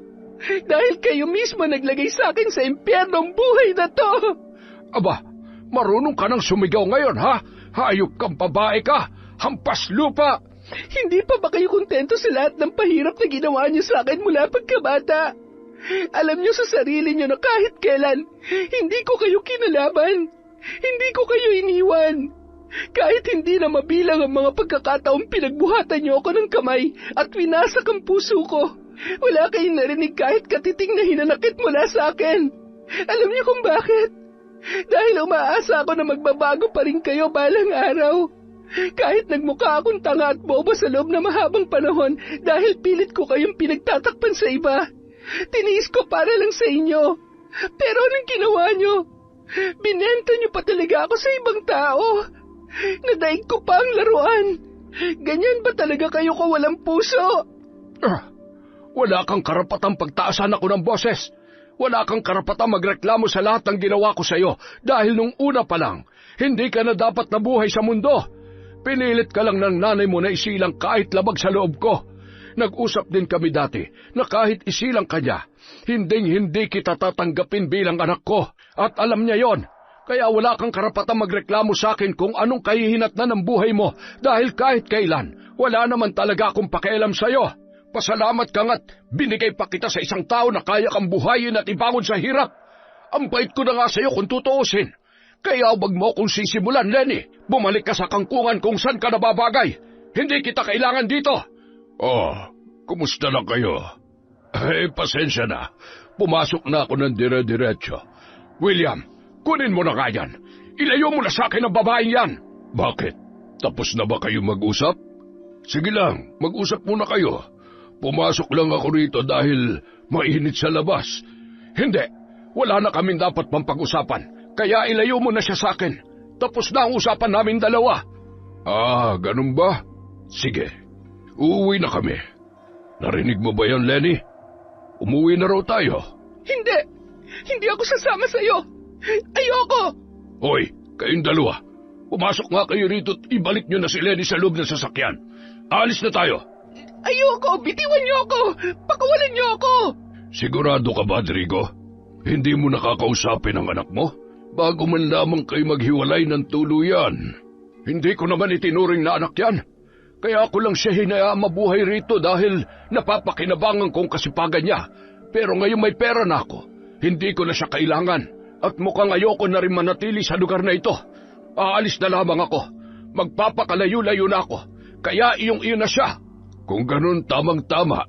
1 buwan lang naman ako magbabakasyon dito. Yung mga gagawin kong negosyo ay ipapasikaso ko na lamang sa mga tao ko. Babalik din ako sa Amerika at baka isama ko na lang siya doon. Bahala ka kung anong gusto mong gawin sa kanya. Basta yung usapan natin. Buwan-buwan. Oh, hindi ko nakakalimutan yan. Hindi mo na kailangan ipaalala pa. Ang mabuti pa, magbukas ka na lamang ng bangko para dun ko na lamang ipapahulog ang pera. Sige, magpapaturo ako. Salamat, Trigo. Sa wakas, may naibigay ka ring isang bagay na magiging malaking kapakinabangan para sa akin. Ayoko! Tay! Pigilan niyo sila, Tay! Anak niyo pa rin ako! Manahimik ka nga dyan! Nabibingin ako sa'yo! Tay! Tay, ano ba? Napakasama niyo! Isinusumpa ko, hindi kayo magiging masaya! Siraulong to! Bahala ka sa buhay mo! Mayaman na ako! Kaya niyo ako ipagpalit sa pera? Pues, sisiguruhin kong hindi niyo yun magagamit. Isinusumpa ko kayo! Mamatay ka na! Buwisit ka! May pasumpa-sumpa ka pang nalalaman! Mawala ka na sa buhay ko! Hanggang sa paglabas ng bahay, walang patid sa pagwawala si Lenny. Hindi na niya alintana ang mga taong nakatingin sa kanila. May iba pang nagtangka na lapitan siya, pero natigilan din sila dahil natatakot ang mga ito kay William. Ang sinumang bumangga sa lalaking yon ay daig pa ang nag-alay ng sariling buhay kay kamatayan.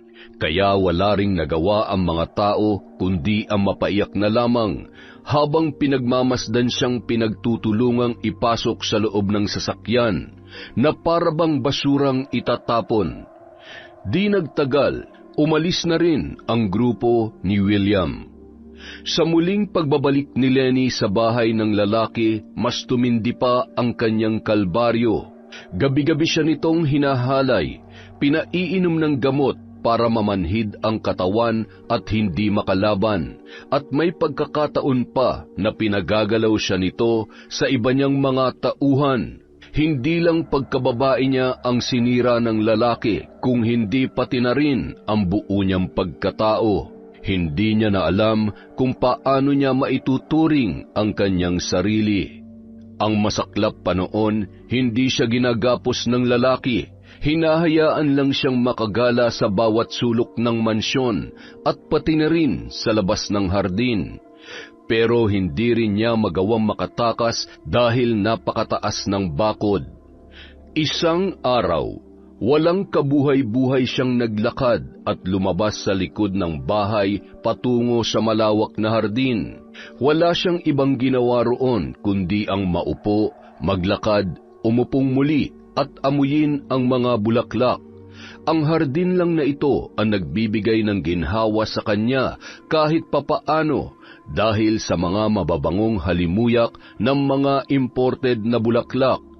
Dito lang din siya nakakasagap ng sariwang hangin na kahit papaano ay nakakapawi sa bigat ng kanyang dinadala.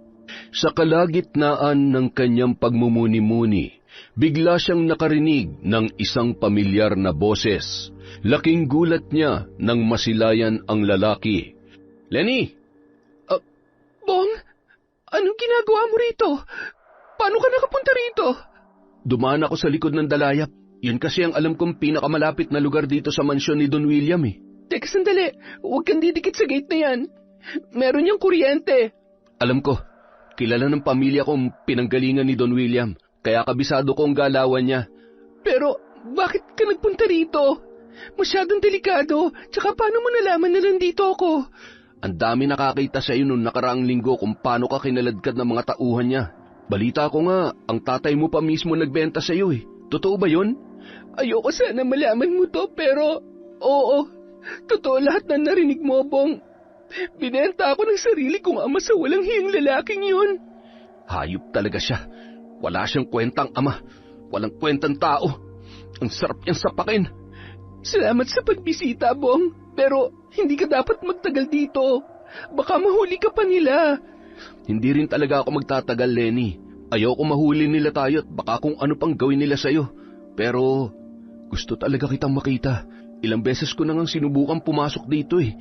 Ngayon lang ako nagkaroon ng pagkakataon. Salamat, Bong. Maraming salamat talaga. Siya nga pala, kaya rin ako nagpunta rito para ibalita sa'yo na hinahanap na ng kapulisan ng tatay mo. Isinumbong na namin siya sa mga pulis, kaya hindi magtatagal.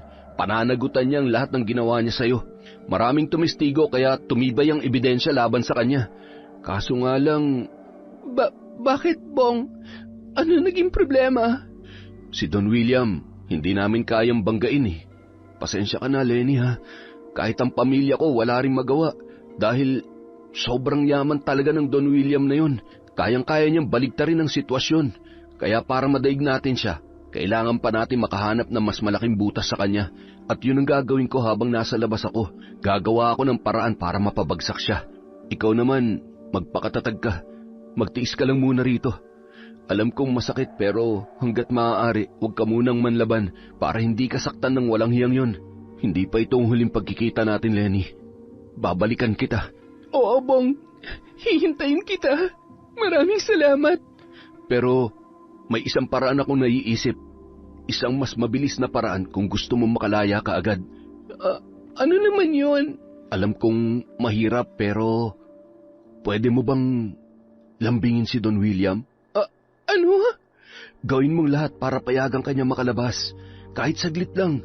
At magagawa mo lang yun kapag nakuha mong tiwala niya. Alam kong mahirap gawin pero yun lang ang nakikita kong paraan para makalabas-labas ka dyan. At kapag nagawa mo na, puntahan mo yung salamin ni Apong Lusing. Siguro ito na ang tamang pagkakataon para humingi ka ng tulong sa kanya. Mahirap kalaban si Don William. Kahit ang kapulisan, kayang-kaya niyang kontrolin. Ang salamin na lang ni Apong Lusing ang pag-asa natin. Pero, totoo ba talaga yon? Wala namang mawawala kung susubukan mo, di ba? Tsaka, kahit hindi mo to gustong gawin, kailangan mo pa rin talagang kunin ang tiwala ngayon ng lalaking yon para hindi ka niya higpitan. Pag nagkataon, mahihirapan na tayong magkita at makapag-usap pa. Sige, susubukan ko. Matagal na pinag-isipan ni Lenny kung gagawin ba niya ang suhestyon ng kanyang kaibigan. Pero bigla siyang mayroong naalala. Sumagi sa isip niya ang araw kung kailan niya nakita ang kaluluwa ni Apong Lusing sa bintana ng lumang bahay. Hindi kaya isa yung pahiwatig na mayroong katotohanan ang kwento tungkol sa misteryosong salamin. Nawawalan na siya ng pag-asa at sa sitwasyong yun, lahat ng paraan ay handa niyang gawin, makalaya lamang sa demonyong matanda. Pagkalipas ng ilang linggo, nagkaroon ng pagkakataon si Lenny na makalabas. Kahit labag sa kanyang kalooban, pinilit niyang kunin ang tiwala ng lalaki sa pamamagitan ng hindi pagpalag tuwing siya ay ginagalaw nito. May mga pagkakataon na tumutugon din siya sa bawat halik at haplos ni Don William. Sinakyan din niya ang biro ng ibang mga tauhan, hanggang sa mapaniwala niya ang lalaki na tanggap niya na nga ito mula sa kanyang puso. Nagkataon din na masaya si Don William nung araw na yon dahil sa matagumpay na operasyon ng isa sa kanyang mga iligal na negosyo, kaya agad niya itong napapayag na makalabas kahit saglit lamang. Walang sinayang na sandali ang dalaga Agad siyang nagtungo sa naturang lumang bahay para hagilapin ang misteryosong salamin na sinasabi nila kung saan nakakulong ang kaluluwa ng matandang mambabarang. Nagtakip na rin siya ng belo na iba ang kulay para hindi siya makilala. Sa loob, marahan niyang pinagmasdan ang paligid na punong-puno ng mga luma at antigong kagamitan na halos pamahayan na ng matinding sapot at alikabok. Mayroon ding kakaibang amoy ang paligid. Pagpasok niya sa kwarto kung saan umano namatay ang matanda, doon din niya natagpuan ang isang malaki at antigong salamin na nakadikit sa pader. Kahit halatang napaglipasan na ng panahon, hindi pa rin ito makikitaan ng pagkasira o pagkawasak. Lumapit siya rito at sinunod ang ilan sa mga kwentong naririnig niya noon kung paano raw kausapin ang salamin. Una, nagsindi siya ng kandila sa harap noon. Pangalawa, bumulong siya ng isang dasal sa kandila gamit ang wikang Kapampangan. Pangatlo, pinatakan niya ng kandila ang harapan ng kanyang paanan. At pang-apat, itinabi niya ang kandila malapit sa salamin at sinimulan itong kausapin. Salamin ni Apong Lusing, nagsusumamo po ako. Iparinig niyo sa akin ang inyong tinig at ako'y kausapin. Napatayo ang kanyang balahibo nang umihip ang malamig na hangin. Ano ang maipagdilingkod ko sa iyo, Iha? Nagulat ang dalaga. Kahit wala siyang nakikitang tao, may narinig siyang boses ng matanda sa kanyang isipan. Maaaring ito na nga si Apong Lusing. Maaari ko po bang malaman kung si Apong Lusing na ang aking kausap? Oo, ako nga at wala nang iba. Apong Lusing, patawarin niyo po ako sa pang-aabala na ginawa ko dahil sa pagpasok ko sa inyong tahanan. Ngunit, nandito po ako para humingi sana ng tulong sa inyo. Batid ko ang pinagdaraanan mo. Nais mong makaganti sa 2 tao na sumira sa iyong pagkatao. Tama ba ako? Paano niyo po nalaman ang problema ko, Apong Lusing?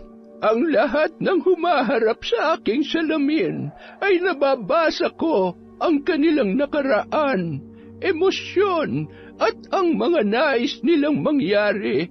Kaya walang sino man ang pwedeng magsinungaling sa akin. Marami nang nagtangka rito na gamitin ako para sa pansarili nilang interes. Kaya naman sila mismo ang aking pinarurusahan bago pa sila makapagsalita sa aking harapan. Kung ganon, siguro'y nababasa niyo naman po ang aking saloobin, Apong Lusing. Alam niyong walang bahid na kasinungalingan ang mga sasabihin ko sa inyo. Naniniwala ako sa iyo. Nakikita ko ang liwanag sa iyong puso. Sa wakas, dumating ka na rin sa harap ng aking salamin. Ikaw ang matagal ko nang hinihintay na humingi ng tulong sa akin. Paano niyo po ako matutulungan sa sitwasyon ko, Apong Lusing? Paano ko po mapaparusahan ng taong sumira sa pagkababae ko araw-araw? At ang taong buong buhay ko'y pinagsilbihan ko, tapos binubugbog lang ako at binenta pa ng walang pag-aalinlangan. Makinig ka sa mga sasabihin ko sa iyo. Kailangan mong makumpleto ang mga sangkap na babanggitin ko. Langis mula sa puno ng Santa Maria, bagong pitas na siling labuyo, patay na katawan ng kahit anong mga insekto, at malalaking piraso ng dahon ng bayabas. Marami pang sinabi sa kanya ang matanda. Nang matapos ang kanilang pag-uusap, hindi na rin siya nagtagal doon.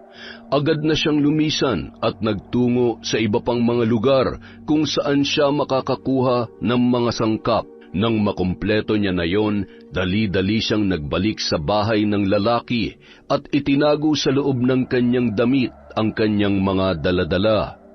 Nang makahanap ng tiyempo sa mga sumunod na araw, doon niya isinagawa ang ritual na sinabi ng matanda. Habang wala pa si William at ang mga tauhan nito, sinamantala na niya ang kanyang pag-iisa sa kusina. Nagpakulo muna siya ng tubig sa isang kawa at habang hinihintay yung kumulo, isa-isa niyang tinutusok ng toothpick ang katawan ng mga patay na insekto at idinikit sa gitna ng mga dahon na kanyang pinitas.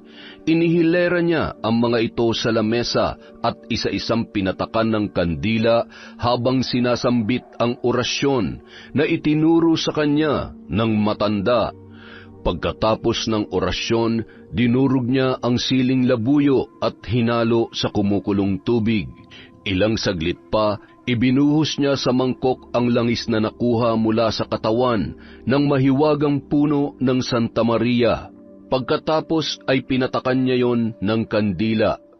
Inihalo niya rin ito sa kumukulong tubig. Binalikan niya na ang mga insekto. Nang matuyo ang kandila sa katawan ng mga yon, doon niya isa-isang tinanggal ang mga toothpick at magkakasamang dinurog ang mga yon sa palayok. Nang maghalo na ang durog na dahon at katawan ng mga insekto, inihalo niya na rin yon sa kumukulong kawa. Nang magsama-sama na ang mga sangkap, hinalo-halo niya itong muli hanggang sa magbago na ang kulay ng tubig. Pagkatapos noon, isinalin niya yon sa isang lalagyan. Habang wala pa ang mga kasama sa bahay, sinamantala niya ang pagkakataon. Nilagyan niya noon ang pagkain na kakainin ng mga taong darating. Inabot siya ng halos 3 oras bago natapos ang lahat ng yon. Kaya naman sa pagdating ng grupo, sumabay na rin siya sa pagkain. Lingid sa kaalaman ng lahat, ang pinggan lang niya ang walang halong lason. Pagsapit ng gabi, habang sinisilayan ang bilog na buwan sa labas ng kanyang bintana, gaya ng inaasahan, muli na naman siyang nilapitan ni William. Nakahubad yon at kanyang pinagbigyan kahit labag sa kanyang kalooban. Wala rin siyang magagawa kundi ang sumunod alang-alang sa kanyang malagim na plano. Kinaumagahan, hindi niya maintindihan kung bakit maaliwalas ang kanyang paggising. Sa isang iglap ay tila nawala ang bigat ng kanyang kalooban dahil sa pangahalay na ginawa sa kanya ng lalaki. Bumangon na siya at nilingon si William sa kanyang tabi. Ganun na lamang ang kanyang pagkagulat na makitang naaagnas na ang katawan nito. Butas-butas ang balat, tinubuan ng nabubulok na sugat at ginagapangan ng mga insekto ang nakaawang na bibig. Bukod sa masangsang na amoy, halos humapdi rin ang kanyang mata tuwing kanyang pinagmamasdan yun. Agad siyang bumangon at lumabas ng kwarto. Pagbaba niya sa sala, sumalubong naman sa kanya ang bangkay ng mga tauhan nito. Lahat sila ay pawang naagnas din.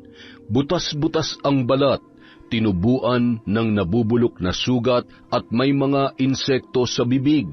Lahat ng nakakain ng lason na kanyang tinimpla ay sabay-sabay na naagnas ng araw na yon. Ganun kalakas ang bisa ng pambabarang na itinuro sa kanya ng mahiwagang matanda sa misteryosong salamin sa Hacienda Luisita.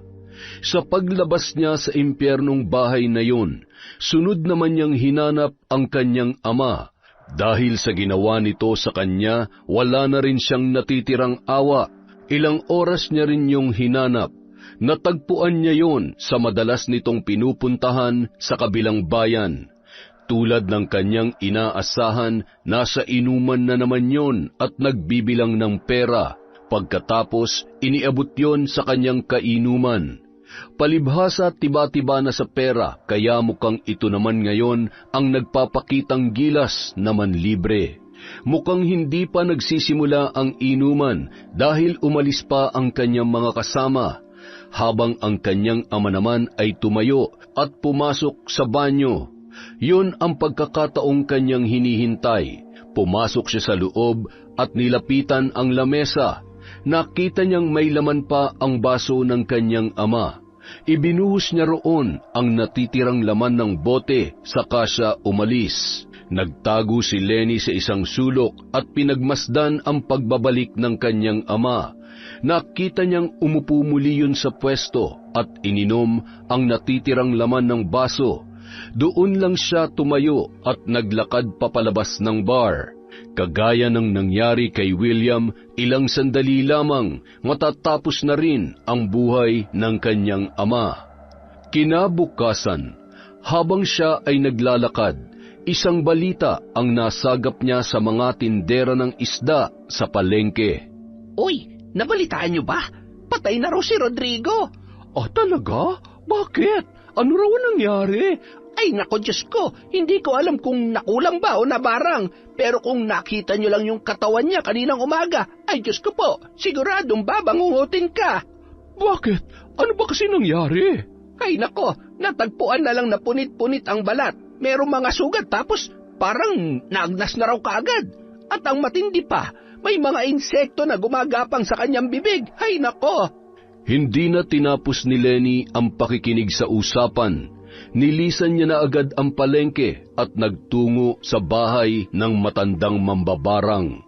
Gaya ng ibinili ng matandang babae sa salamin, kailangan daw niyang magbalik doon sa sandaling matapos na ang parusang ipapataw niya sa 2 tao na kanyang kinamumuhian.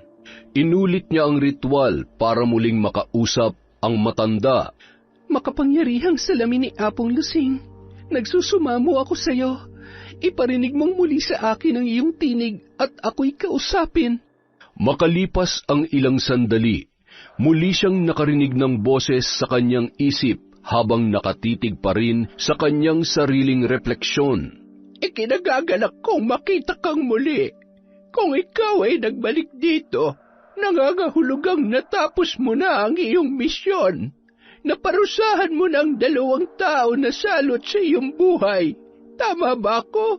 Tama po kayo, mahal na Apong Lusing. Ipinagpapasalamat ko po ng buong puso ang inyong pagtulong sa akin. Sa wakas, malaya na po ako sa kanila. At ito na rin ang tamang panahon para ako'y makalaya rin sa salamin na ito.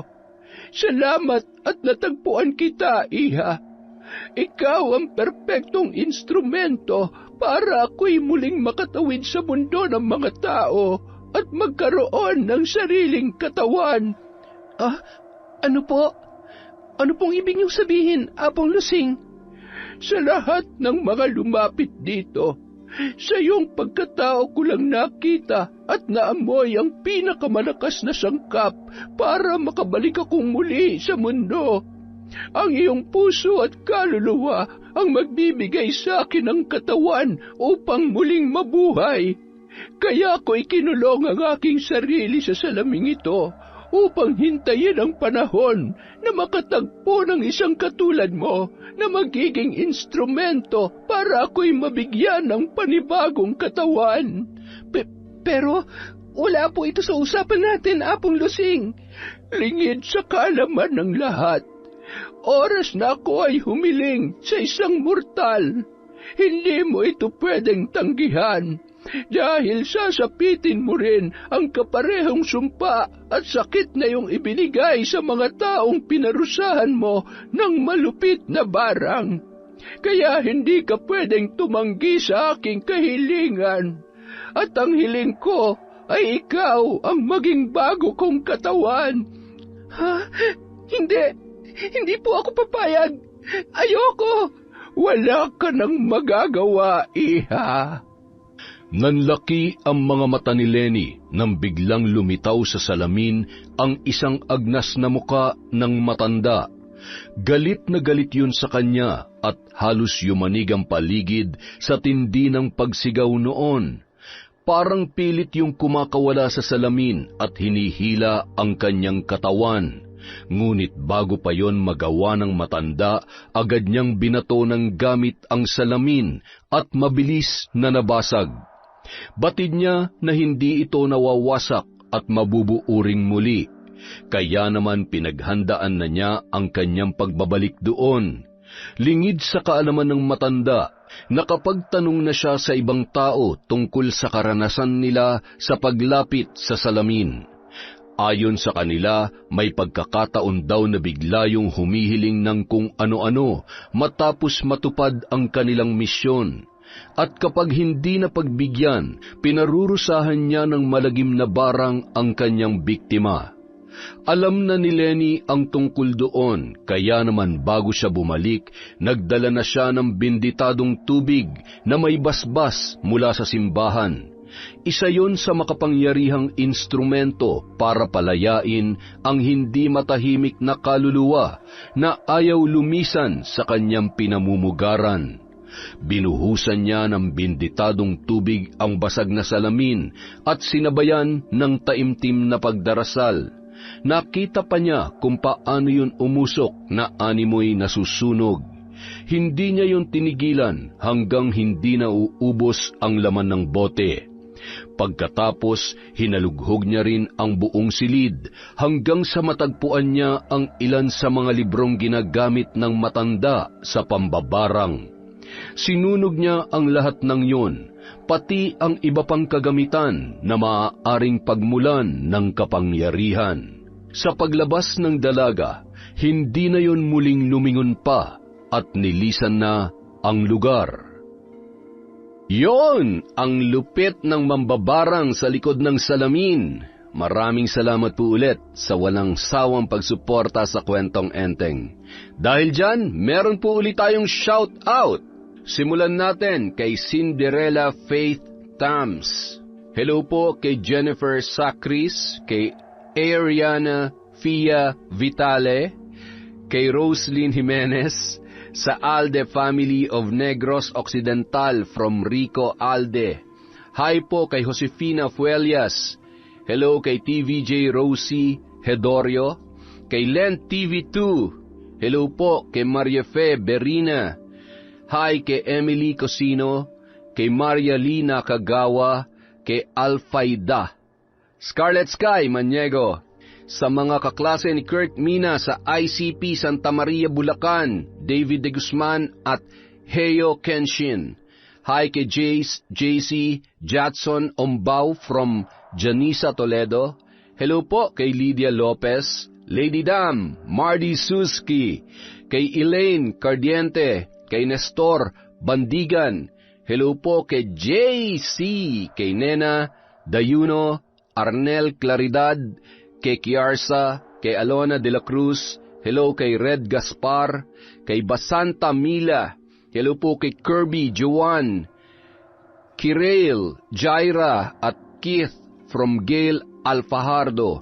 Hi kay Catherine Sumagaysay, kay Eva Ferrer, hello po kay Corazon Kakalda, kay Merly Pura, kay Cherry Pie Abraham, hi kay Hev Shanmi, kay Virginia Belay, kay Marites at Benson Sumanting, hello po kay Rosette Ersando, kay Prince Jose, kay Liana Tina, hi kay Myra Lizano, kay Vicky Abenoja, hello po kay Frideliza de Guzman, hello kay Cherry Mukbang ASMR, kay Sonia Gonzalez Pedrina, Shauma TV, hello po sa Vibora Tattoo, Reyes at Gawaran Family of Madrid, Spain from Lea Gawaran Rivera.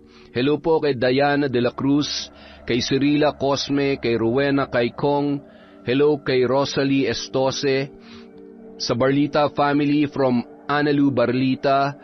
Diaries Yuki, Salome Rubilyar from Pulpogan Consolacion, Cebu. Hello po kay Lay Alexa, kay Angela Banco, sa kay GPTG. Hello po kay Casey Burgos, kay Milrose Galvez, Rodel Panagiton, kay Bonnie Umadlaw from Teresa Perez, kay Rose Ann Rama, Sara Pandal, Elizabeth Maramot, Antoinette Ordanza, Sang O, Kurt Johan, Rosana Dolito, kay Isabel Vidal, kay Jima Pendon. Hello po kay Ray Vlau, kay Mary Grace Ferrer, kay Juvilin Camacho.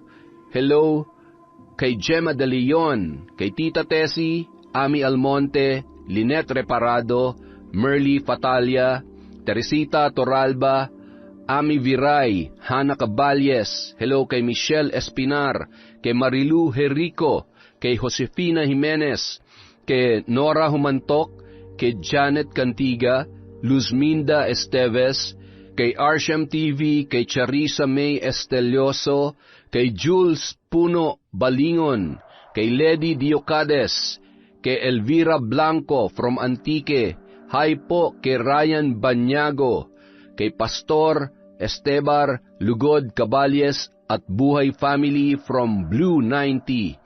Hello po kay Mila Oraya, kay Cerilo at Marjorie Ruelan from Emily Paran, kay Susie Kiaman, kay Carlos Lasala at kay Jeffrey Keliste. Maraming salamat po mula sa Kwentong Enteng.